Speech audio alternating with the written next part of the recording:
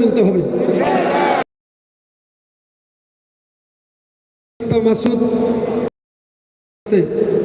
আমরা আন্দোলন সংগ্রাম করেছি, একই সাথে জেলও কেটেছি। এই শফিকুল ইসলাম মাসুদ সাহেবকে যেভাবে অত্যাচার নির্যাতন করা হয়েছে, রফিক ভাই তাকে দেখেছি ডান্ডে বাড়ি পড়ে তাকে জেল এই সিএমএম কোর্টে হাজির করা হয়েছে। আমিও আমার ছোট্ট ছেলে 12 বছর বয়স, সেই ছেলেকে নিয়ে হাত করা পরে আমাকেও সে দড়ি বেঁধে সিএমএম আদালতে হাজির করা হয়েছে। আমরা আশা করি আগামী দিনে এই বাংলাদেশে ইসলামের ইসলামের বাংলাদেশ প্রতিষ্ঠিত হবে, এই আশাবাদ ব্যক্ত করে আজকের এই সংক্ষিপ্ত একটু কথা শুনবো। Doctor Khalilur Rahman foundation principal Tamirul বিল্লাহ।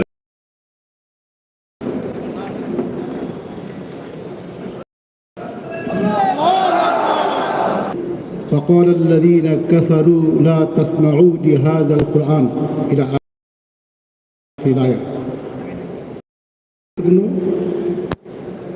আন্তর্জাতিক কোরআন মাহফিল শ্রদ্ধেয় সভাপতি, উপস্থিত আছেন সুনামধন্য মেহমানবৃন্দ, দেশ বিদেশ থেকে এখানে যারা কোরআন শোনাচ্ছেন, আমাদের সম্মানিত কারি সাহেব ভাইরা, সম্মানিত সুধীবৃন্দ, আল্লাহ সুবহানাহু ওয়া তাআলা ইরশাদ করেছেন, যারা কাফির, বেঈমান, ইসলামের দুশমন, কোরআনের শত্রু, তারা সব সময় চেষ্টা করে যায় এই কোরআন তোমরা শুনবে না, বরং যেখানে কোরআনের মাহফিল হয়, কোরআনের চর্চা হয়, কোরআনের আলোচনা হয়, সেখানে বিশৃঙ্খলা করো।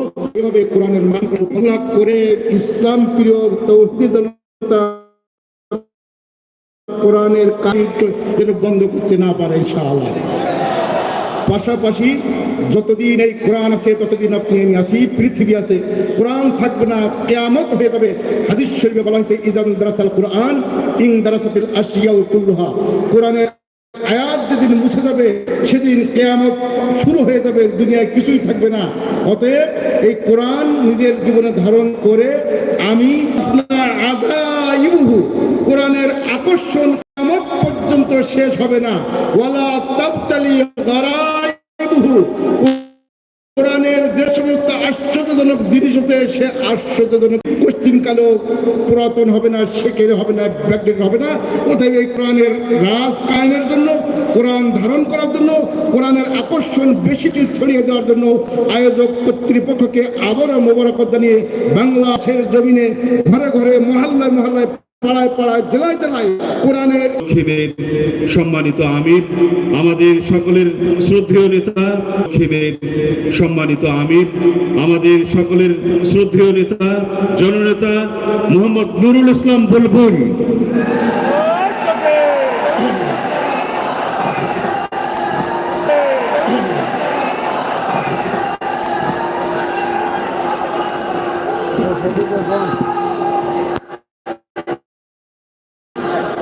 বিসমিল্লাহির রহমানির রহিম। আজকের এই মহতী আয়োজনের সম্মানিত সভাপতি, সম্মানিত প্রধান অতিথি, বিশিষ্ট আলেমে দ্বীন, বাংলাদেশ জামায়াত ইসলামীর সম্মানিত অন্যতম সহকারী সেক্রেটারি জেনারেল হযরত মাওলানা রফিকুল ইসলাম খান, সম্মানিত বিশেষ অতিথিবৃন্দ, আমরা যাদের জন্য এই আয়োজন করেছি, পৃথিবীর বিখ্যাত, প্রতিষ্ঠিত, দীর্ঘশ্বাসের সম্মানিত শ্রদ্ধেয় কারিবৃন্দ, ওলামায়ে কেরাম, সুধীমণ্ডলী, সাংবাদিক বন্ধুগণ, সম্মানিত উপস্থিতি, আসসালামু আলাইকুম ওয়া রাহমাতুল্লাহি ওয়া বারাকাতুহু। আমরা প্রধান অতিথির কাছ থেকে মূলত আমরা বক্তব্য শুনব। আর বিশ্বখ্যাত আমরা কারীদের কাছ থেকে সুললিত কণ্ঠে আল্লাহর দেয়া নিয়ামত কোরআনের তেলাওয়াত আমরা শুনব। আমরা আমাদের অন্তরকে, হৃদয়কে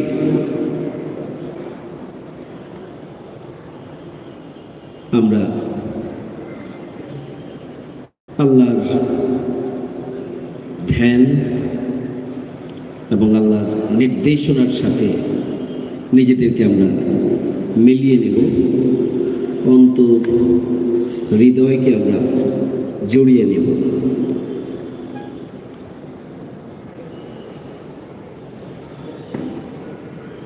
সম্মানিত উপস্থিতি, কোরআন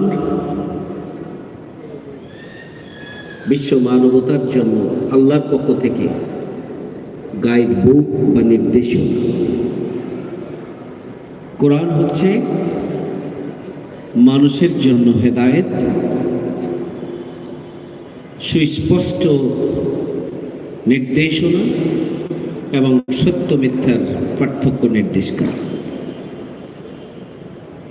শাহরুল রমাদান আল্লাযী উনজিলা ফীহিল কুরআন হুদাল লিন-নাস ওয়া বায়্যিনাতিন মিনাল হুদা ওয়াল ফুরকান।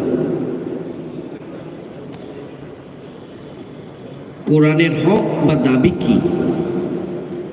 কোরআনের দাবি হচ্ছে ওয়ারাত্তিলিল কুরআনা তারতিলা, তারতিলের সাথে কোরআন তেলাওয়াত করা, অধ্যয়ন করা, বুঝে পড়া, অনুধাবন করা, এটি হচ্ছে কোরআনের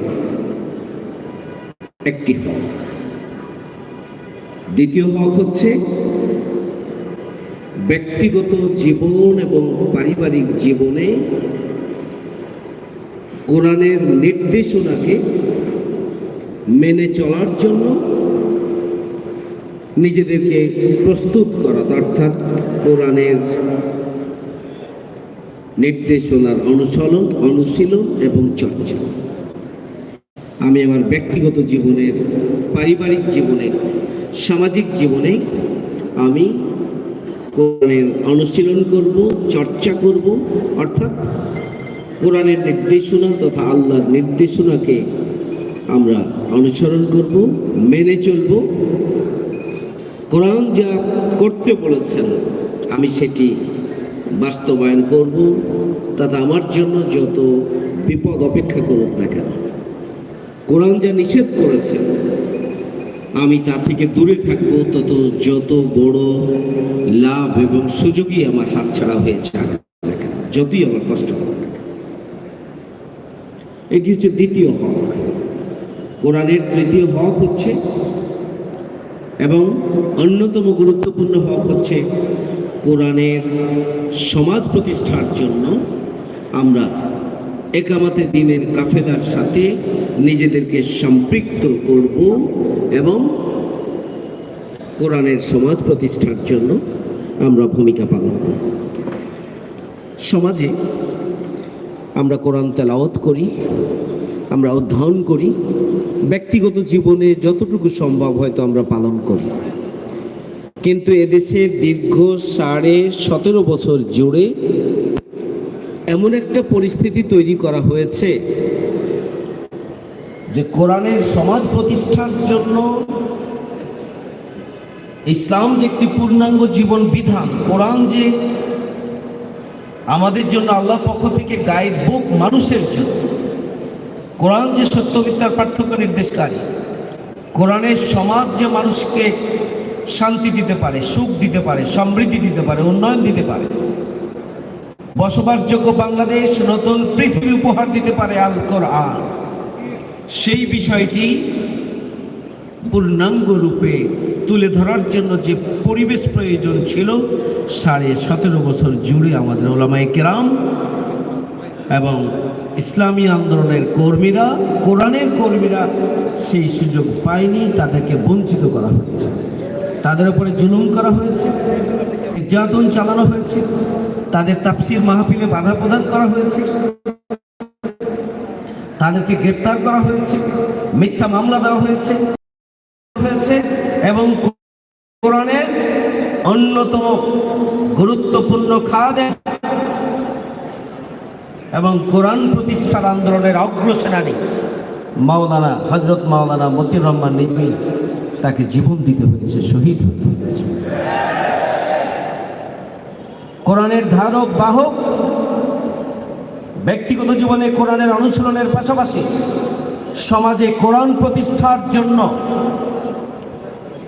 যিনি বাংলাদেশ সহ গোটা পৃথিবীতে কোরআনের সমাজ প্রতিষ্ঠার দিকে মানুষকে আহ্বান জানানোর দায়িত্ব পালন করতেন, প্রখ্যাত মুফাসসিরে কোরআন, কোরআনের পাখি হযরত আল্লামা দেলাওয়ার হোসেন সাঈদীকে তিলে তিলে মৃত্যুর দিকে ঠেলে দেওয়া হয়েছে, তার জীবনকে কেড়ে নেওয়া হয়েছে।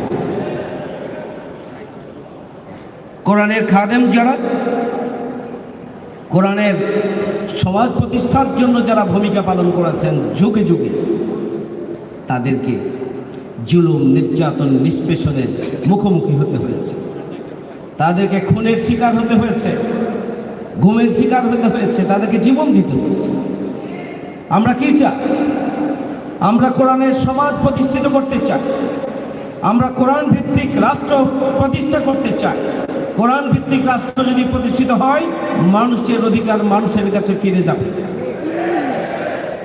কোরআন ভিত্তিক সমাজ যদি প্রতিষ্ঠিত হয়, তাহলে সমাজে সুখ, শান্তি এবং সমৃদ্ধি এবং প্রশান্তির বাংলাদেশ গড়ে উঠবে, প্রশান্তির পৃথিবী গড়ে উঠবে। সেই সমাজ প্রতিষ্ঠার জন্য বিগত 17.5 বছরে যারা এদেশে অগ্রণী ভূমিকা পালন করেছেন, তাদেরকেই জীবন দিতে হয়েছে। শুধুমাত্র আমাদেরই 11 জন শীর্ষ রেখে ফাঁসি দিয়ে জেলে রেখে জেলের বাইরে তাদেরকে মৃত্যুর দিকে ঠেলে দেওয়া হচ্ছে। সম্মানিত উপস্থিতি, কোরআনের এই যে হক বা দাবি, কোরআনের সমাজকে প্রতিষ্ঠিত করার জন্য ভূমিকা পালন করা, সেই ভূমিকা পালনের জন্য সংগঠিত হওয়া প্রয়োজন, সেই ভূমিকা পালনের জন্য দাওয়াত পৌঁছে দেওয়া প্রয়োজন কোরআনের। সেই ধরনের পরিবেশ আমরা পাইনি। আজকে যে উন্মুক্ত পরিবেশ, সেই উন্মুক্ত পরিবেশে কোরআনের সমাজ প্রতিষ্ঠার মাধ্যমে বাংলাদেশের সামগ্রিক পরিবর্তনের জন্য আমাদেরকে ভূমিকা পালন করতে হবে। সেই প্রত্যয় যদি আমরা ব্যক্ত করতে পারি, সেভাবে যদি ভূমিকা পালনের প্রতিশ্রুতি নিয়ে আমরা যদি ময়দানে কাজ করতে পারি, তাহলেই আজকের আয়োজন সার্থক হবে। সবাইকে ধন্যবাদ। আসসালামু আলাইকুম।